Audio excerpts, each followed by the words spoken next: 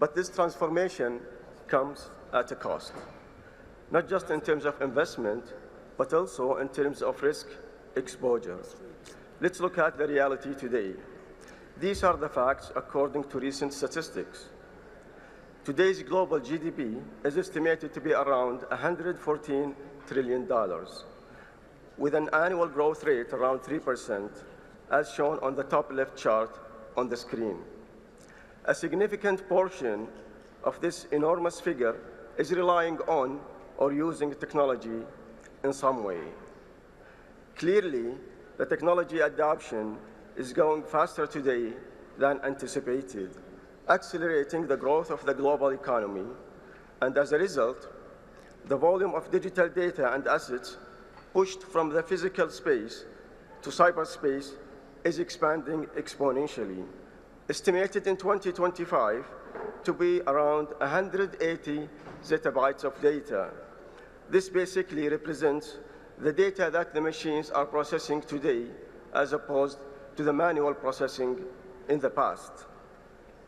Now, if we look at the ICT spend versus cybersecurity spend to protect these investments, we noticed that global spending on ICT is estimated to reach $5.6 trillion in 2025, while the allocated for cybersecurity is indeed a small portion, a mere $213 billion this year. That is less than 4% of the total global ICT spending. What is also intriguing is the speed, diversity, and complexity of cyber attacks and data breaches, which are estimated to be around 600 million attacks per day globally in 2025. And this figure is continuously increasing regardless of the economic situation, as we have seen during COVID back in 2020. If we translate these numbers into costs, the global cost of damages resulting from cyber attacks for 2025 is expected to reach around $10.5 trillion. This figure is already around 50 times of what we spend on protection, and almost double the spending on the ICT sector as a whole, and represents around 9% of this year's global GDP. This means we already suffer today from a huge protection gap in terms of both quantity and quality of the spend on cybersecurity. What makes these figures even more astonishing is actually the final chart on the bottom right side. Today, the cost of launching a cyber attack starts from $25. Unfortunately, this is the only figure on the screen that is continuously decreasing. Now, if we put these figures together with emerging technologies in mind, especially with the layer of AI on top of them, what can we expect? Well, if you do true AI, it will definitely be a capacity and capability multiplier. There is a productivity multiplier of whatever you're doing on both ends of the spectrum, the good actions and the bad actions as well.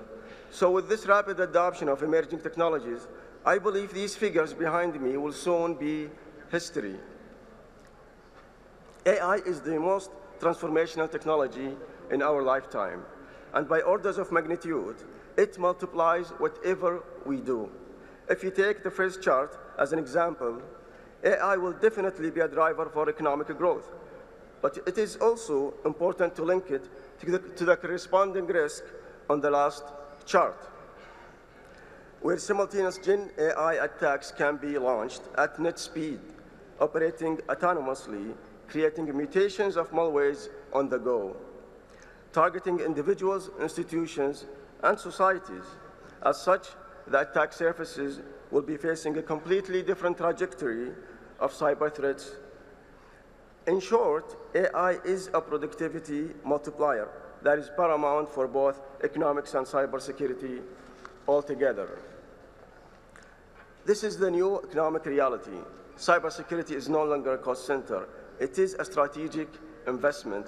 Just like energy, logistics, and human capital, we must start thinking Like economists, when we talk about cybersecurity, we must ask, what is the cost of inaction? Investment figures in cybersecurity must not only be based on financial spend, but it should also include the cost of avoidance. This will transform our thinking of cybersecurity from a compliance checkbox to a real economic indicator. However, let's not forget that economics is about quantification methods. And today, quantifying how much security we have in a given system is still a hard problem. Basically, we know, or maybe we think we know, how to build security, yet we don't know how to measure it. Therefore, it is important to adopt engineering practices in the cybersecurity domain. And that will give us all the quantification methods the cybersecurity needs. This is an opportunity for the research community, industry, and policymakers to invest more in developing quantitative evaluation techniques in the cybersecurity domain. And from this need came the establishment of the Center for Cyber Economics under the affiliation of the GCF Institute and the World Economic Forum, a role that cannot be overstated, to help the community gain real insights into how to strike the right economic balance between investment in protection and avoidance cost. Dear guests, our mission should be very clear: to protect ourselves, not just from the cyber threats, but also from the economic fallout those threats create. Cybersecurity should enable growth, not constrain it. As we stand on the frontier of AI and digital transformation, we must also be stewards of cyber economic resilience and long-yielding innovation. Innovation in today's digital world is a real differentiator for institutions and societies, as AI infrastructure and compute will soon be commodities. However, innovation can never be a commodity, and true innovation and quick wins will always be at odds. Simply, the fastest path is not always the shortest path to win. Thank you.